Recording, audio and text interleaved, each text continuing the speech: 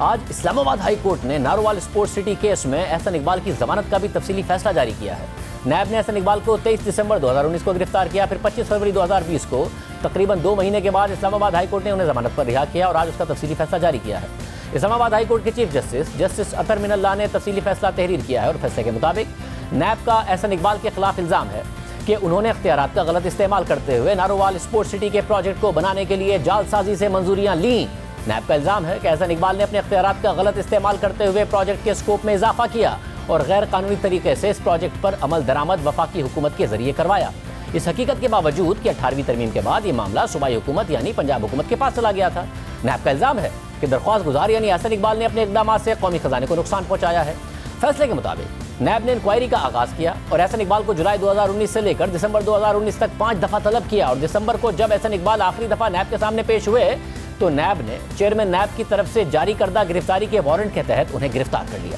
جبکہ احسن اقبال کے مطابق انہوں نے نیب کے تحقیقاتی افسر کی طرف سے اٹھائے گئے تمام سوالات کے جواب دے دیے تھے اور نیب نے اس پروجیکٹ پر عمل درآمد کے لیے ان پر جرم سرزد کرنے کی نیت کا الزام بھی نہیں لگایا تھا۔ اور اس پروجیکٹ کی تجویز اور اس کا آغاز اس وقت ہوا تھا جب وہ اپوزیشن بینچ میں بیٹھے تھے، اس لیے ان کے پاس اس پروجیکٹ پر اثر انداز ہونے کی کوئی پوزیشن ہی نہیں تھی اور یہ پروجیکٹ عوام کے لیے فائدہ مند ثابت ہوگا۔ احسن اقبال کے مطابق نیب نے ان پر مالی فائدہ اٹھانے کا کوئی الزام عائد نہیں کیا، ساتھ ہی اس پروجیکٹ کے لیے منظوریاں مختلف فورم سے حاصل کی گئیں جس میں نیشنل اکنامک کونسل، CDWP، قومی اسمبلی جیسے فورم شامل ہیں۔ احسن اقبال کے مطابق ان کے خلاف کیس میں کرپشن یا کرپٹ پریکٹسز کے الزامات نہیں جو انہیں قید میں رکھنے کا جواز دے سکیں۔ فیصلے کے مطابق یہ ایک تسلیم شدہ پوزیشن ہے کہ اس پروجیکٹ کا آغاز نارووال کے لوگوں کے استعمال اور فائدے کے لیے کیا گیا اور اس پروجیکٹ کی منظوری مجاز فورمز کی طرف سے دی گئی اور ریکارڈ پر ایسی کوئی چیز نہیں، نہ ہی نیب نے یہ الزام لگایا ہے کہ احسن اقبال نے اس پروجیکٹ سے کوئی مالی فائدہ حاصل کیا ہے۔ نیب کے ایڈیشنل پروسیکیوٹر جنرل کرپشن یا کرپٹ پریکٹسز کے حوالے سے ہمیں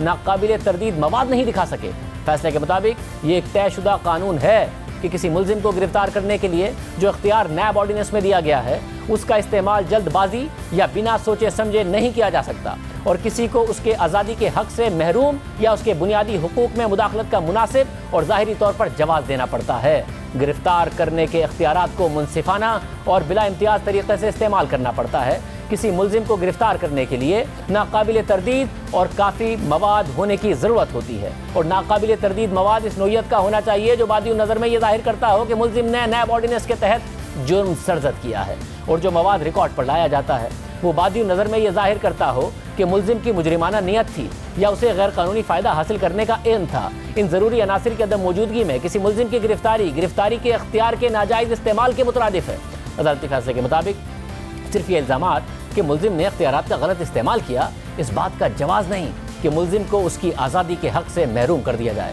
کیونکہ کوئی بے ضابطگی یا غلط فیصلے جس میں مجرمانہ نیت یا غیر قانونی فائدہ موجود نہ ہو وہ معاملہ نیب آرڈیننس کے تحت جرائم کو اپنی طرف متوجہ نہیں کرتا۔ عدالتی فیصلے کے مطابق گرفتاری کے اختیار کو اندھا دھند لاپرواہ طریقے سے استعمال نہیں کیا جا سکتا کیونکہ یہاں وہ بنیادی حقوق بھی موجود ہیں جنہیں آئین نے تحفظ فراہم کیا ہے، انہیں نظر انداز نہیں کیا جا سکتا۔ یہ واضح بات ہے کہ گرفتاری کے اختیارات کا بے دریغ استعمال جس میں یہ اثر موجود ہو کہ وہ آئین کے تحت فراہم کیے گئے حقوق کو غیر ضروری طور پر محدود کر سکیں وہ ایسے ایگزیکٹو اختیارات کے ناجائز استعمال کے مترادف ہوگا۔ مزید یہ کہ ریکارڈ سے یہ ظاہر ہوتا ہے کہ احسن اقبال تحقیقاتی افسر سے تعاون کر رہے تھے، کیس انکوائری سٹیج پر تھا اور اسے انویسٹیگیشن سٹیج میں بھی نہیں بدلا گیا تھا اور اس سٹیج کی کارروائیوں میں احسن اقبال کو معصوم تصور کیا جاتا ہے۔ یہ بات نوٹ کی گئی ہے کہ ایسی کوئی چیز ریکارڈ پر نہیں ہے جو بادی نظر میں یہ ثابت کرتی ہو کہ احسن اقبال کے پاس جرم کی نیت موجود تھی اور نہ ہی نیب نے یہ الزام لگایا ہے۔ عدالتی فیصلے کے مطابق کیس کے حقائق اور حالات کو دیکھتے ہوئے احسن اقبال کو اپنی آزادی کے حق سے محروم رکھنا زیادتی کے مترادف ہوگا۔ عدالتی فیصلے کے مطابق یہ ہمارے اس مختصر فیصلے کی تفصیلی وجوہات ہیں جو مختصر فیصلہ 25 فروری 2020 کو جاری کیا گیا تھا۔ احسن اقبال کے عدالتی فیصلے پر ہم نے ترجمان نیب کو پروگرام میں مدعو کیا تو انہوں نے جواب دیا کہ ضمانت مقدمے کا منطقی نتیجہ نہیں ہے۔ نیب نے احسن اقبال کے خلاف ریفرنس دائر کر دیا ہے جو زیر سماعت ہے۔ نیب نے اپوزیشن کے تقریباً تمام اہم رہنماؤں کو گرفتار کیا مگر کسی ایک پر بھی اب تک الزام ثابت نہیں کر سکا ہے، بلکہ ایک ایک کر کے تقریباً تمام اپوزیشن کے رہنما ضمانت پر رہا ہو گئے اور ان کی رہائی کے فیصلوں میں عدالتوں نے نیب کی کارکردگی اور نیب کی ساکھ پر سوالات اٹھائے ہیں، کیس کی میرٹس پر سوالات اٹھائے ہیں، نیب کی گرفتاری کے اختیارات پر سوالات اٹھائے ہیں اور پولیٹیکل انجینئرنگ کی بات کی ہے۔ خود سابق چیف جسٹس آصف سعید کھوسہ نے 11 ستمبر 2019 کو کہا کہ ہم بطور ادارہ اس تاثر کو بہت خطرناک سمجھتے ہیں کہ ملک میں جاری احتساب سیاسی انجینئرنگ ہے اور اس تاثر کے خاتمے کے لیے فوری اقدامات کی ضرورت ہے تاکہ یہ عمل اپنی ساکھ نہ کھوئے۔ اسی طرح خواجہ سعد رفیق کے کیس میں عدالت نے بھی یک طرفہ احتساب پر بات کی۔